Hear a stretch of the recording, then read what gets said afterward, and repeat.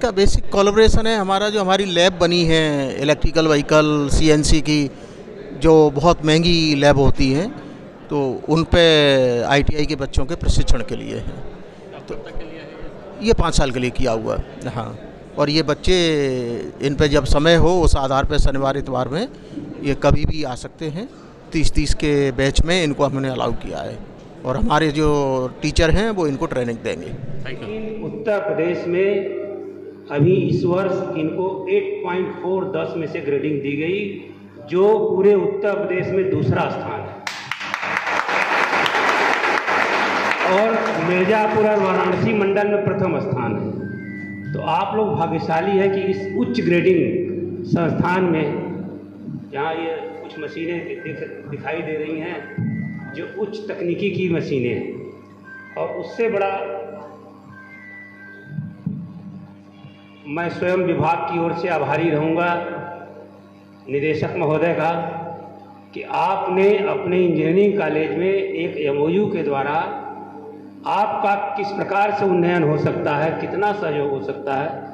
अभी जो प्रबंधक महोदय ने बताया कि आपने MOU किया है जहां पर आप एडवांस तकनीकी मशीनें, चाहे इलेक्ट्रॉनिक मोटर व्हीकल का हो या CNC मशीनें हो, जिस पर आप वहां अध्ययन करेंगे और आपका स्टाफ और जो भी वहां पर है वो पूरा सहयोग करेंगे। इसके लिए मैं पूरे व्यावसायिक शिक्षा एवं कौशल विकास विभाग की ओर से निदेशक महोदय का आभार प्रकट करता हूँ।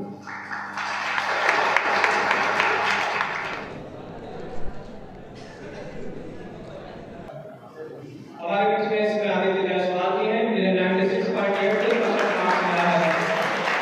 उनका सम्मान संस्थान के अंदर द्वारा आधारित करके दिया है। देखो, ITI में प्रशिक्षण दिया जाता है, हमारे यहाँ पे शिक्षण दिया जाता है, ये अंतर है। यहाँ पे यानी प्रशिक्षण का मतलब है केवल प्रैक्टिकल प्रैक्टिकल प्रैक्टिकल, और जहाँ नहीं समझ में आए तो थोड़ा सा थ्योरी। हमारे यहाँ पे थ्योरी होती है, मैथमेटिक्स होता है, और उसके बाद में प्रशिक्षण, क्योंकि अगर आपकी थ्योरी अच्छी है तो आप प्रशिक्षण अपने आप प्रैक्टिकल करोगे। होता वहाँ पे भी 50% प्रैक्टिकल है, लेकिन सुविधाएं कम होने की वजह से हम लोग डिग्री होल्डर निकालते हैं, इंजीनियर नहीं निकाल पाते। ये एक अंतर है। अगर आप शिक्षण और प्रशिक्षण दोनों दे दो तो वो इंजीनियर बन जाता है।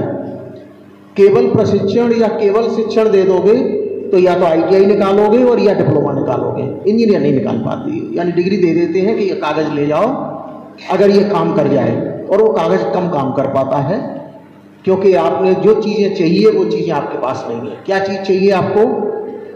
जो आप समाज में दिक्कत देखें, क्या उस पर कोई आप नई चीज़ बना सकते हैं? अगर नहीं बना सकते तो कौन बना सकता है? इतना भी अगर आपको ज्ञान हो जाएगा तो आप आधे इंजीनियर बन गए। यही प्रशिक्षकों का, यानी जो ITI ग्रेजुएट जो होते हैं, कम से कम आपको ये विधा आना चाहिए कि इसको कैसे ठीक किया जा सकता है। जो चीज़ ऑलरेडी किसी ने बना दी है उसको चलाने का आपका कार्य होता है। अगर आप यहाँ पे जो ITI के ड्यूरेशन में आपने अगर अच्छा प्रशिक्षण नहीं लिया है तो ठीक करने की जगह पर उसको खराब कर दोगे। यानी नई नई चीज़ें आ रही हैं। बाहर जितने मैकेनिक हैं उनको 2 दिन बता दिया और वो दुकानदार है, अपनी दुकान चलाने के लिए उसको बिना ट्रेनिंग के काम कराता है, तो हो सकता है ठीक कर दे, अगर ज़्यादा दिक्कत हो तो उसको और बड़ी दिक्कत बना दे।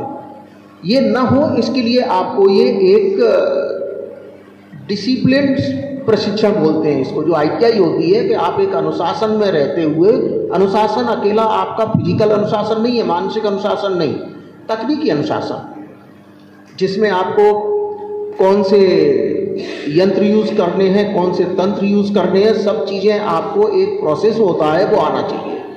यानी ठीक करने की भी जो विधा होती है उसको, प्रोसीजर को फॉलो करोगे, आपसे गलतियाँ कम होंगी और आपका आउटपुट अच्छा आएगा। यही ITI में सिखाया जाता है। अब उसको अलग अलग टीचर हैं, अलग अलग तरीके से बताएंगे। अगर आप इतना डिसिप्लिन भी अगर आप लेके गए यहाँ से, तो वो आपको अपनी ज़िंदगी में दिक्कत नहीं होगी। रही बात दूसरी, जो अपने सोशल जो इम्पैक्ट्स होते हैं इसके, हम लोग जो जितनी नकारात्मक चीज़ें हैं उनको हम पहले ग्रहित करते हैं। यानी कोई नेगेटिव है, अगर बिना काम किए यहाँ पे अगर आपको 2 रुपये मिल गए तो ज़्यादा अच्छा है, भले ही चाहे 2 महीने बाद नहीं मिले। आजकल देखा होगा आपने, जैसे ही आप कहीं थोड़ा सा बेरोजगार हैं, 4 जगह लोग आ जाएंगे, आपको 2 महीने फ्री में कुछ दे देंगे, फिर आपकी वो आदत पड़ गई, उसके बाद आप काम नहीं कर पाएंगे। आप अपना काम सर्च करिए, कुछ नहीं होगा तो ऐसा भी काम आपको मिल सकता है जो जनरली आपका पड़ोसी बोलेगा ये तो काम आपके लेवल का नहीं है। या तो उसके बच्चे जॉब में होंगे इसलिए बोल रहा है, या उसके बच्चे नहीं होंगे इसलिए बोल रहा होगा। ये 2 ही रीजन हो सकते हैं। बच्चे नहीं है तो क्रिटिसाइज आपको करेगा, बच्चे हैं उसका बच्चा एक अगर जॉब पे लग गया, अगर आप भी कुछ काम करने लग गए तो फिर आप एतबार आ जाओगे, उसके सोशल जो लेवल है तो वो डिस्करेज करेगा। तो ये सब चीज़ें जिस दिन आप छोड़ दोगे ये सोचना कि हमको कौन सा काम हमारा स्टेटस का है, कौन सा नहीं है, काम का मतलब है काम। आप कभी जाइए या कोई बाहर गया हो, इस तरह की टीमों में हमने काम किया है। जब पुरानी सर्विस में ज़्यादातर इक्विपमेंट हमारे विदेशों से आते हैं, वही उस पर झाड़ू लगा रहा होगा, वही ड्रिलिंग कर रहा होगा, वही इक्विपमेंट बना रहा होगा, और उसके बाद में जब फाइनली कमीशन हो गया तो वही प्रोफेसर है। जब बाद में मालूम पड़ा कि अच्छा ये एक यूनिवर्सिटी का प्रोफेसर था जो कंसल्टेंट आया था इंडस्ट्री का। हमारे यहाँ ये कल्चर नहीं है कि इंडस्ट्री और एकेडमिक का कल्चर साथ में मिलने का नहीं है। कमी क्या है? क्योंकि हमारा जो गवर्नमेंट कल्चर है वो इसको मिलने नहीं देता, क्योंकि जिस दिन ये एकेडमिक और इंडस्ट्री मिल गई तो करप्शन कम हो जाएगा, तो बिना काम का जो पैसा मिलता है वो बंद हो जाएगा। ये बेसिक रीजन है जो हमारे देश की तकनीकी को नीचे लेता जा रहा है। अब ये सरकारी कर्मचारी होने के नाते ये गलत भी है, लोग बोलेंगे आपने ऐसे क्यों बोला, लेकिन ये सच है और सच बोलने की हिम्मत होना चाहिए आपको। जिस दिन आप ये कर लोगे, इसमें बहुत सरकारी कर्मचारी होंगे या आगे होने जा रहे होंगे, अपना लालच छोड़ के सच बोलना शुरू कर दो, अपने आप समाज सुधर जाएगा। तो मेरी यही अपेक्षा है, और उपेक्षा भी है, कई तरह की होती है कि आप जो दायित्व है वो पूरा करें, ईमानदारी से करें। एक चीज़ मैं आपको और बताऊं, लोग बोलते हैं कि ईमानदारी से किसी के बड़े घर नहीं बन पाते। मैंने ये देखा है कि जो बड़े घर बने हैं वो ईमानदारी से ही बने हैं, जो घपले से बने हैं वो तीसरी पीढ़ी में टूट जाते हैं, और ईमानदारी से बनते हैं वो 10 पीढ़ी भी नहीं टूटते। ये प्रैक्टिकल हमने किया है, इसलिए आपको बता रहा हूँ। तो कभी ये कहे ना कि ऐसा नहीं है, मैंने ऐसे देखे हैं 7 पीढ़ियों से उनके अच्छे घर हैं और उनके आज तक ईमानदारी का काम चल रहा है। तो ये जो कल्चर हमने जो पाल लिया है समाज में, इस कल्चर को, क्योंकि आप अभी यहाँ से निकलोगी, पहली स्टेज है आपकी, आप पहले ऐसे इंट्रूडर हो गए उसमें समाज में जो ऐसा फैला सकते हो कि ईमानदारी से बहुत अच्छे और बड़े घर केवल ईमानदारी से बनते हैं, बेईमानी से डर डर के उसमें वो खाने से ज़्यादा दवाइयाँ खा रहे हो गए आप। तो इसलिए आप ईमानदारी से रहिए, ये मैं गारंटी देता हूँ कि आपकी जो इच्छा होगी वो आपको मिलता है। यही मेरी शुभकामना है। धन्यवाद।